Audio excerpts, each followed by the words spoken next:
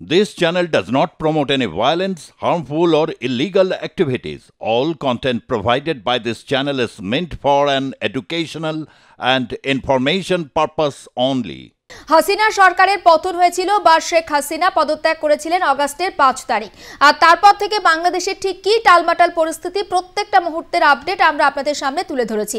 বর্তমানে বাংলাদেশের অবস্থা একেবারে ভয়ঙ্কর পর্যায়ে।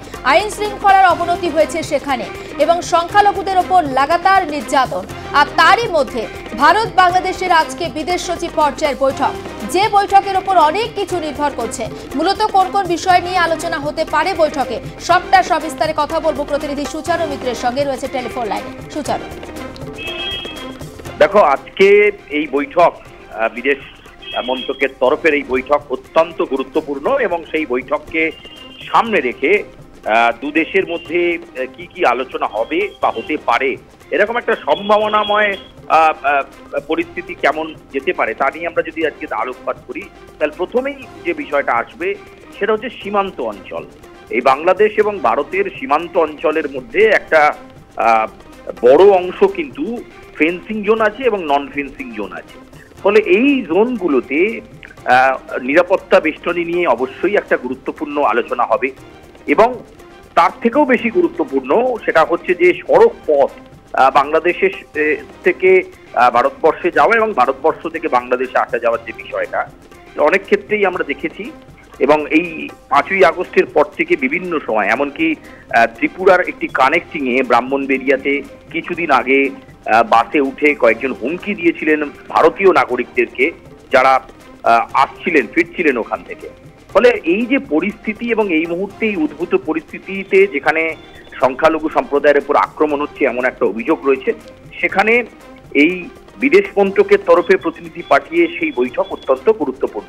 এবং তার থেকেও যে গুরুত্বপূর্ণ বিষয় এখানে আজকে উঠে আসবে বৈঠকে, সেটা হচ্ছে চিন্ময় কৃষ্ণ দাস ব্রহ্মচারী, জানিয়ে ভারত বিবৃতি দিয়ে আগেই বলেছিল যে সংখ্যালঘু সম্প্রদায়ের ওপর আক্রমণ বন্ধ হোক এবং অবিলম্বে যে সনাতনী নেতাকে ধরা হয়েছে তাকে ছেড়ে দেওয়া হলে ভালো হয়। যদিও বাংলাদেশ জানিয়েছিল এটা তাদের অন্তর্বর্তী বিষয়, সে দেশের সংবাদ সচিব কথা জানিয়েছিলেন, কিন্তু আমরা তারপর দেখেছি সেই দেশেরই কবি ফারহাদ মাজার তিনি নিজে সেখানে বলেছেন এই বিষয়টা ঠিক হচ্ছে না এবং এটা বাংলাদেশ সম্পর্কে ভুল মেসেজ যাচ্ছে। একজন সনাতনী সন্ন্যাসীকে এভাবে আটকে রাখাটা ঠিক নয় এবং তার জামিন হচ্ছে না, আইনজীবীরা আইন লড়তে পারছেন না। ফলে এই গোটা বিষয়টা নিয়ে কিন্তু তারা যথেষ্ট উদ্বেগের জায়গায় রয়েছেন এবং জিনিসটা ভালো হচ্ছে না, সে দেশের কবি বলেছেন। এখানে ভারতের সঙ্গে বিভিন্ন হাসিনা থাকাকালীন অবস্থায় বিভিন্ন যে চুক্তিগুলো হয়েছিল সেই চুক্তিগুলো অনেক ক্ষেত্রেই হোল্ড হয়ে রয়েছে। তিস্তা, এটা তো বহুদিনের সমস্যা, তুমি জানো, তিস্তা জলবন্টন নিয়ে দু দেশের মধ্যে বনিবনা হয় না, এটা অনেক দিনের একটা সমস্যা, এটা একটা বিষয়। তারপরে যে ভারত বিদ্বেষী কথা, ভারত বিদ্বেষী মন্তব্য, বাংলাদেশে এই ধরনের কার্যকলাপ, কিন্তু এখনো পর্যন্ত ভারত আলু পেঁয়াজ কোনোটাই দেওয়া বন্ধ করেনি। ফলে এই মুহূর্তে বুঝে নেওয়া, বাংলাদেশের মনোভাবটা বুঝে নেওয়া। এবং তুমি দেখো জুলেখা, এই বৈঠকটার 10 দিন আগে থেকে বাংলাদেশের পরিস্থিতি যেন আরো খারাপ হলো এবং শুধু তাই নয়, একটার পর একটা ভারত বিদ্বেষী কমেন্ট। কয়েকদিন আগে এক্স সার্ভিসম্যানরা, বাংলাদেশের সেখানকার প্রাক্তন সেনাকর্মীরা, তারা হঠাৎ করে রাস্তায় বেরিয়ে বলছেন 4 দিন সময় দিলে কলকাতা দখল করে নেব। ফলে এই যে উস্কানিমূলক কথাবার্তা, এটা কিন্তু দু দেশের সম্পর্কের মধ্যে একটা প্রভাব পড়ানোর জন্যই কথাবার্তা। তাহলে কি কোনো শক্তি, কোনো বিচ্ছিন্নতাবাদী শক্তি উদ্দেশ্য প্রণোদিতভাবে এই জিনিসটাকে করতে চাইছে এবং মনে করা হচ্ছে যে পেছনে হিজবুল তাহরির রয়েছে এবং পাকিস্তান রয়েছে, যারা ইচ্ছাকৃতভাবে একেবারে এই বিষয়টি তারা করছেন এবং যাতে করে ভারত একটা রিয়্যাক্ট করে। কিন্তু ঠান্ডার মাথা একেবারে ঠান্ডা রেখে আজকে এই বৈঠক অত্যন্ত গুরুত্বপূর্ণ হবে এবং কূটনৈতিকভাবে ভারত কি চাল দেয় সেটা দেখার, বাংলাদেশের মনোভাব বুঝে নেওয়ার জন্য কি আলোচনা হয় সেটা দেখার। কিন্তু অবশ্যই সেই টেবিলে যে চিন্ময় কৃষ্ণ দাস ব্রহ্মচারী বিষয়টি উঠতে পারে, এটা যেমন সম্ভাবনা রয়েছে, আবার দু দেশের বাণিজ্যিক সম্পর্ক যাতে ক্ষতি না হয়, কারণ এই কয়েক মাসে বাংলাদেশের অর্থনৈতিক কাঠামো যেটা সেটা ভেঙে পড়েছে এবং শুধু তাই নয়, সেখানকার ক্ষেত্রে আমদানি রপ্তানির ক্ষেত্রেও কিন্তু একটা প্রভাব পড়তে শুরু করেছে এবং ভারতীয়দের একটা বড় অংশ তারা বলছেন যে যে দেশ ভারতবর্ষকে বিষোদ্গার করছে, ভারতবর্ষের বিরুদ্ধে কথা বলছে, তাদেরকে আমরা তাও হেল্প করবো কেন? দেখো, কারোর কথায় হয়তো সঙ্গে সঙ্গে বাণিজ্যিকীকরণ বা কোনো কিছু জিনিস পাঠানো বন্ধ হয়ে যাবে না, কিন্তু এই ধরনের মন্তব্য ভারতের ভাবাবেগে, ভারতবাসীর ভাবাবেগে আঘাত করছে, এটা খুব পরিষ্কার। ফলে এই জায়গা থেকে দাঁড়িয়ে কিন্তু এই মুহূর্তে তুমি যদি বলো তাহলে এই বিষয়গুলো খুব গুরুত্বপূর্ণ। ফলে বিদেশ সচিব পর্যায়ে নিশ্চয়ই আজকে বেশ কিছু গুরুত্বপূর্ণ বিষয় মিটিং এ প্লেস করা হবে এবং বাংলাদেশের মনোভাব ভারতবর্ষ বুঝে নিতে পারবে। অনেকে বলছেন, অনেকেই মানে ধরো গা গরম করার মতো পরিস্থিতি বলতে চাইছেন, সরাসরি সমর চাইছেন, সেগুলো কোনোটাই সম্ভব নয় এবং কোনোটাতেই কিন্তু ভারতবর্ষ কোনো রিয়াক্ট করেনি। তারা বরং একেবারে পরম বন্ধু দেশের মতনই সবসময় আগেও যেভাবে পাশে ছিল ভারতবর্ষ বাংলাদেশে, এক্ষেত্রে এখনো তাই রয়েছে। এবং আজকে দেখার যে বাংলাদেশের পক্ষ থেকে কি মন্তব্য করা হয় এবং সেখানে যদি কোনো কিছু বেচাল হয় বা সমাধান সূত্র না বেরিয়ে আসে, তাহলে কিন্তু বুঝতে হবে যে কোনো তৃতীয় শক্তি, কোনো চতুর্থ শক্তি চাইছে ভারত এবং বাংলাদেশের মধ্যে সম্পর্কের আরো অবনতি হোক।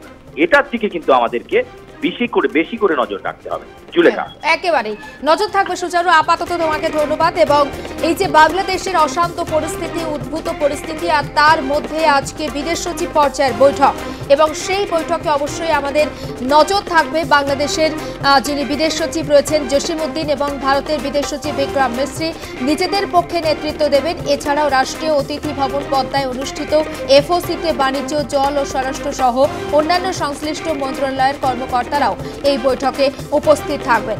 এবং বর্তমানে ভারত বাংলাদেশের পরিস্থিতি যে পর্যায়ে পৌঁছেছে, অর্থাৎ আমাদের প্রতিনিধি সুচারু মিত্র ঠিক যেমনটা তুলে ধরছিল যে ওপার বাংলা থেকে যেভাবে ভারত সম্পর্কে উস্কানিমূলক মন্তব্য, এবং শনিবার আমরা দেখলাম যে ঢাকাতে একটা যারা ওদের এক্স আর্মি ছিল সেখান থেকে কলকাতা দখলের ডাক, সব মিলিয়ে ভারত বাংলাদেশের যে একটা সুষ্ঠু সম্পর্ক ছিল সেই সম্পর্ক কোথাও গিয়ে তলানিতে থেকেছে। এবং সেই পরিস্থিতিতে আজকের এই বৈঠক। অন্যদিকে চিন্ময় কৃষ্ণ দাস ব্রহ্মচারী তার মুক্তির দাবিতে সনাতনীরা যেভাবে সোচ্চার হয়েছেন, আর সেই সঙ্গে পাল্লা দিয়ে ওপার বাংলাতে সংখ্যালঘু যারা রয়েছে তাদের উপর অত্যাচারের মাত্রাও বেড়েছে।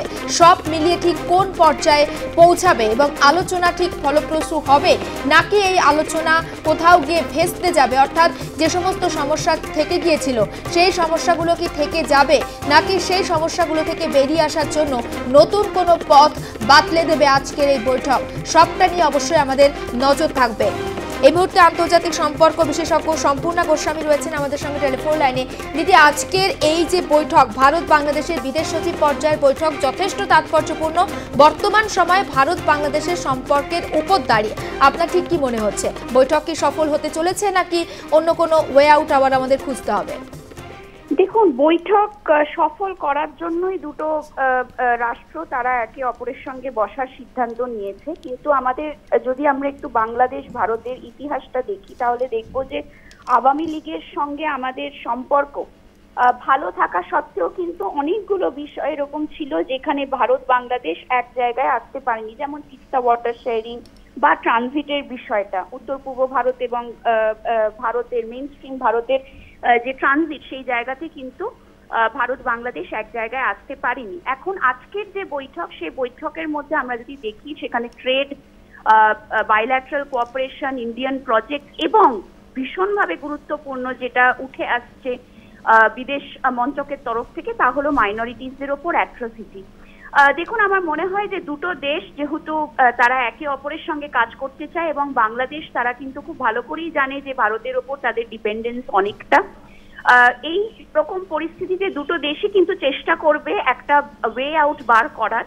কিন্তু যেভাবে দুটো দেশে কিছু রাজনৈতিক মহল বা ফ্যাকশন তারা অ্যান্টি ইন্ডিয়া বা অ্যান্টি বাংলাদেশ সেন্টিমেন্ট বা প্রোপাগান্ডা ছড়াচ্ছে, সেটা কিন্তু এই দুটো দেশের যে আজকের বৈঠক সেই বৈঠকে কিন্তু একটা ডিপ ইম্প্যাক্ট ফেলতে পারে। তো সেই দিকে আমাদের বুঝতে হবে যে দুটো দেশের বিদেশ সচিবরা কিভাবে এই জায়গা এই সমস্যার সূত্রপাত বের করে আনে এবং তাদের আভ্যন্তরীণ রাজনীতিতে যে ধরনের জিগির উঠছে সেইটাকে কতটা দমানো যায় এবং হিন্দুদের সিকিউরিটি কিভাবে ভারত সেখানে এনশিওর করতে পারে, এইটা কিন্তু আজকের বৈঠকের অন্যতম গুরুত্বপূর্ণ দিক হবে। আরও একটা বিষয় একটু আপনার থেকে জানা রয়েছে, এই যে গত শনিবার আমরা দেখলাম যে ঢাকাতে একটা মিছিল হলো এবং ওখানকার যারা এক্স আর্মি তারা কার্যত হুঁশিয়ারি দিচ্ছেন যে 4 দিন সময় দিলে কলকাতা দখল করে নেব। একাধিক নেতা একাধিকভাবে মন্তব্য করছেন যে ভারতের ওপর আমরা নির্ভর করব না, আমরা নিজেরাই এখানে চাষবাস করব, আমাদের যে সমস্ত প্রয়োজনীয় জিনিস যা ভারত থেকে নিয়ে আমরা এখানেই সেটা ফলাবো। কোথাও গিয়ে সেই দিক থেকে দেখতে গেলে এই বৈঠক অনেকটা তাৎপর্যপূর্ণ বলে মনে হচ্ছে এবং একাধিক নেতার একাধিক বক্তব্য। এই বৈঠকটাকে কি ফলপ্রসূ করতে পারে? দেখুন, আমি যেটা এর আগের আমার ইয়েতে বললাম যে এই যে একটা জিগির উঠছে, সেটা ভারতের ক্ষেত্রেও উঠছে, বাংলাদেশের ক্ষেত্রেও কিন্তু উঠছে। এইটাই কিন্তু এই দুটো দেশের সম্পর্কের মধ্যে সবচাইতে বড় চিরের কারণ হবে। একটা বিষয় আমাদের বুঝতে হবে যে দেখুন, ভারতের কাছে অস্ত্র অনেক আছে। আমরা ডাইরেক্ট ইন্টারভেনশন না করে কিন্তু আমরা ট্রেড এম্বার্গোস দিতে পারি, আমরা ডিপ্লোম্যাটিক মিশন ক্যান্সেল করতে পারি এবং সবচাইতে গুরুত্বপূর্ণ যে দিকটা, যেটা বাংলাদেশের অধিকাংশ মানুষ ভুলে যাচ্ছে, যে মেডিকেল সার্ভিসেস, যেটা কিন্তু ভারতের অধিকাংশ জায়গায় বাংলাদেশিরা এসে নিয়ে থাকেন, সেই মেডিকেল সার্ভিসেসের জন্য কিন্তু বাংলাদেশের মানুষরা পাকিস্তান বা চীনে ভরসা করতে পারবে না। চীনে তো অ্যাফোর্ডই করতে পারবে না, পাকিস্তানের সেই মেডিকেল ফেসিলিটি কিন্তু ভারতের মতো অত স্ট্রং নয়। এবং বাংলাদেশের যদি আমরা অর্থনীতি দেখি, সেখানকার আমদানি রপ্তানি বা যে দ্রব্যগুলো ভারত থেকে যায়, সেইগুলো কিন্তু সবসময় যে বাংলাদেশের পক্ষে চাষ করা সম্ভব, যেমন বিট অর্থাৎ গম কিন্তু বাংলাদেশের যা ক্লাইমেটিক কন্ডিশন সেখানে হওয়া সম্ভব না। সেই জায়গায় গমের জন্য বাংলাদেশকে ভারতের ওপর কিন্তু অনেকটাই ডিপেন্ড করতে হবে। তো এই রকম অনেক ফ্যাক্টরস আছে যেখানে কিন্তু বাংলাদেশের থেকে ভারতের শক্তির জায়গা থেকে কিন্তু অনেক বেশি এগিয়ে। এবং যে কথা ওখানকার প্রাক্তন সেনাকর্তা বা বিএনপি নেতা রিজভী বলছেন, এটা অত্যন্ত হাস্যকর। এবং ওনারা ভাবছেন যে পাকিস্তানের মতো যেরকম পাকিস্তান হুঁশিয়ারি ভারতকে দিয়ে থাকেন, ঠিক সেরকম সিমিলার লাইনে ওরাও হুঁশিয়ারি দিচ্ছে। কিন্তু ওদেরকে এটা বুঝতে হবে যে ভারত এখন বিশ্বের 4র্থ সামরিক শক্তি এবং ভারতের যা মিলিটারি ক্যাপাবিলিটি আছে, সেই জায়গায় কিন্তু বাংলাদেশের পক্ষে কোনো যুদ্ধ বা হঠাৎ করে কলকাতা দখল করে নেওয়া, এটা কিন্তু একেবারেই দুঃস্বপ্ন বলে আমার মনে হয়। বেশ, আপাতত ধন্যবাদ আপনাকে। এবং এই বৈঠকের পরে ঠিক কোন কোন বিষয় আলোচনার উঠে আসে এবং বৈঠকের নির্যাস ঠিক কি হয়, অবশ্যই আমাদেরও নজর থাকবে।